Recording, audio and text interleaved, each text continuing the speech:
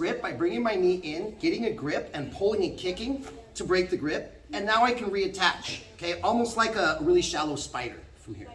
So if you want to keep practicing this, it's kind of hard to just pull.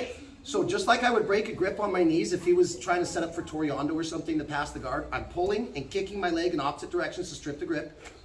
And now I'm threading my knee in, pushing up and pulling down. I need to lock this arm in nice and tight. Why? Because I'm going to tip him this way. I can't have him put his hand on the mat, so I need to lock this in. I'm kicking up, pulling down, and creating a lot of cross tension. And then my right hand is going to go to the knee, and you guys can play around with this, but what I would prefer is fingers towards toes, palm towards the ceiling. I'm kind of using larger muscle groups here, okay? If you're like a bench press guy and you feel better with your thumb down, you can, but I would suggest that you guys kind of roll it. Also, look what happens to my elbow as I roll my fingers down. My elbow stays a little bit tighter. So this is why I kind of prefer the fingers down, thumb up grip. I'm using bigger muscle groups. So once I can get this kind of almost modified spider right here, my other hand, rotate with me, Professor. My other hand, yes, I have seen people grab the pants for better leverage, but since I want to lift his leg in the air and also kind of put a little pressure on the hips, I'm going to come right inside the knee. You can make a grip if it makes you feel comfortable, but I can do this without the grip. Now again, I see some people bridge here and put their head on the mat and lift their hips. In my opinion, that's counterproductive. I actually want to sit up to make my back round.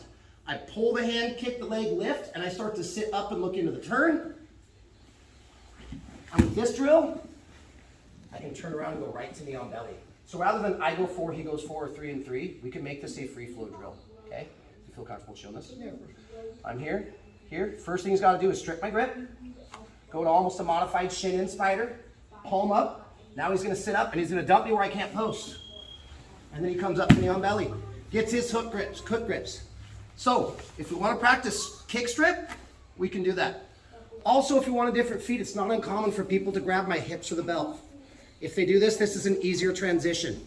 Here, here, same thing. Sit up, push, pull, lift. Transition, and for those of us that did knee on belly last week, guess what?